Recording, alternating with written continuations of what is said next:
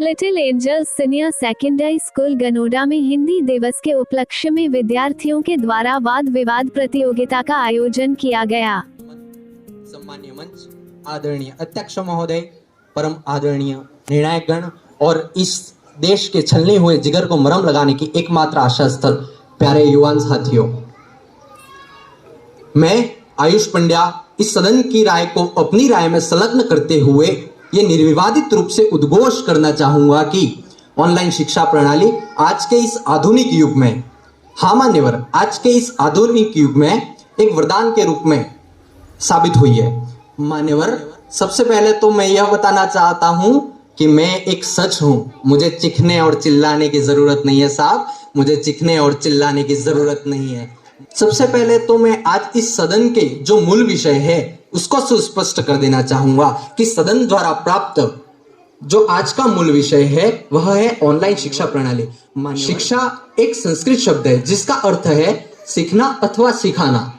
वही ऑनलाइन शिक्षा की बात करूं तो एक ऐसी आधुनिक शिक्षा जिससे एक शिक्षक अपने शिष्य तक सीधा जुड़ सकता है इंटरनेट सेवा के माध्यम से। महान उपकरण जैसे कि टैबलेट की बात करूं, कंप्यूटर की बात करूं, मोबाइल की बात करूं, हाँ मान्यवर, आप रेखांकित कीजिएगा कि महान उपकरण।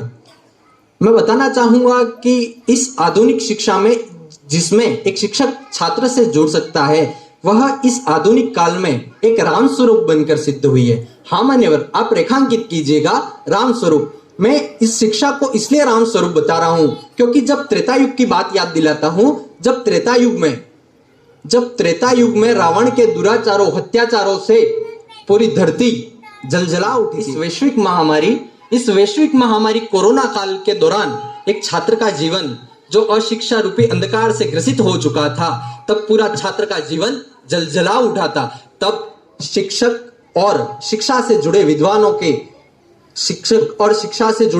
के भरसक प्रयास से यह ऑनलाइन शिक्षा छात्रों के जीवन में एक संजीवनी की तरह आई। मान्यवर, मैं बताना चाहूंगा मेरे विपक्षी साथी जो परसों भी बोले, आज भी बोले, अरे उन विपक्षी साथियों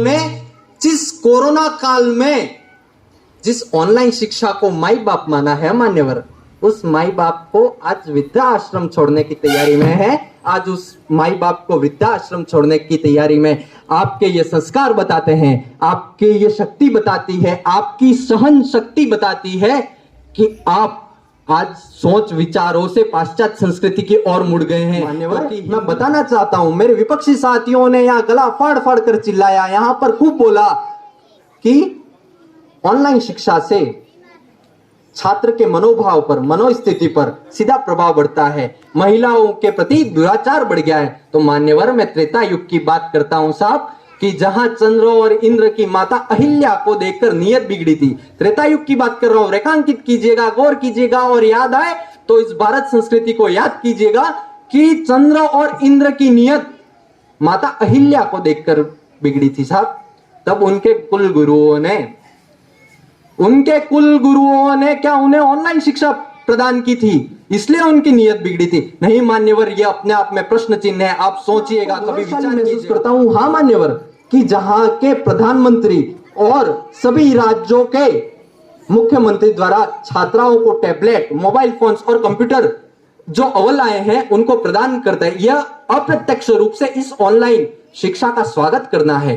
प्रशासनिक सेवाओं में जुड़े सभी अधिकारियों की यह स्कीम थी छात्राओं को टैबलेट, मोबाइल और स्मार्टफोन देना। तो यह ऑनलाइन शिक्षा का स्वागत को सौंपता हूं कि मत हवा दो इन चिरागों को, ये बस्तियां जल जाएंगी। मत हवा दो इन चिरागों को, ये बस्तियां जल जाएंगी। माना पानी में भी आग लगा सकते हो तुम, मगर तुम जैसे मगरमच्छों के साथ ये नन्ही मछलियां मर जाएंगी साहब, ये नन्ही मछलियां